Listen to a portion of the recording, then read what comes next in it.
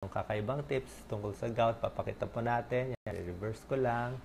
Ito po yung itsura ng gout. Yan, kadalasan, tinatamaan yung malaking daliri sa paa, mataas ang uric acid sa dugo. Yan ang nakikita sa gout. Makikita niya, sumasakit bigla sa large joints. Okay? Pero, ang gout hindi lang nakikita sa paa. Ito po, meron nagkakaroon na tinatawag na TOFUS or TOFI. Ang gout din, pwede rin ito makita sa may tenga. Ayan, no? So, pag nakakita po kayo ng ganito, i-check nyo po yung tenga nyo, yung mga may arthritis, mataas ang uric acid. Pag may lumabas ng ganitong puti-puti sa may tenga, pwedeng gout yan. Pwedeng gout yan. At hindi lang sa tenga lumalabas. Papakita ko po sa inyo. Ito po, sa tenga rin, no? Lumalabas. So, gout po yan. Check nyo yung tenga nyo kung mayroong puti-puti na lumalabas. At ang gout, lumalabas din sa kamay. Ito po yung malalang klase na ng gout. Pero yung, pag nag-uumpisa to, maliliit lang ang mga bukol. Hindi ganito kalalaki. Ayan po, may nakabukol-bukol yung kamay. Pag mataas ang uric acid, kaya babantayan natin, ha. Yung iba naman, nagkaka-gout sa tuhod. Napakita natin yung bukol-bukol, nagkakabukol-bukol yung tuhod niya. So, sa gout din yan. At minsan, meron din sa daliri. Ito, may puti-puti. Check nyo yung daliri nyo, i-check yung tenga nyo, lalo na yung mataas sa uric acid. Anong problema po sa gout? Sa gout, ang problema dito, mataas na yung uric acid sa joints. So, namamana to. Ang sintomas ng gout, napakasakit ng malaking daliri sa paa, hindi makalulon. Minsan, gumigising ka sa gabi sa sakit.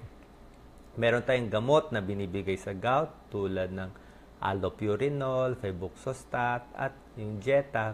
Papakita ko sa inyo yung mga pagkaing iiwasan at pwede kainin sa gout. Ang pinakabawal talaga sa gout ay ang mga laman loob, karne, tsaka alak. Ulitin ko po, laman loob, karne, at alak. Yan talaga ang pinakabawal sa gout. Ito po, pag may gout, ang bawal talaga alak, laman loob, karne. Yan ang pampataas ng gout. Yan ang pampataas. Ang pwede sa gout, ito, mga prutas, mga gulay, mga gatas, pwede yan sa gout. Pagdating naman sa mani, munggo, pwede naman kumain pa konti-konti lang. Pa konti-konti lang. Pero ito talaga ang pinakabawal kasi itong animal protein ang nakakataas ng gout. Yung vegetable protein tulad ng munggo, taho, tofu, pwede naman pa konti-konti. Basta ang bawal yung karne talaga. Yan, So, ito yung gout, malaki ang daliri. Sa gout, uminom ng maraming tubig, 8 to 10 glasses para mahugasan ang gout natin, So, ito yung mga prutas at gulay. Kita ko lang. Sa gout kasi po, ang problema, yung uric acid kasi, nagbubuo siya. Para siyang asukal na nilagay mo sa tubig, di ba hinahalo mo yung asukal sa tubig. Pag sobrang daming asukal, kahit anong halo mo sa tubig, lumalabas pa rin yung asukal Ganun yun Ganun din nangyayari sa gout.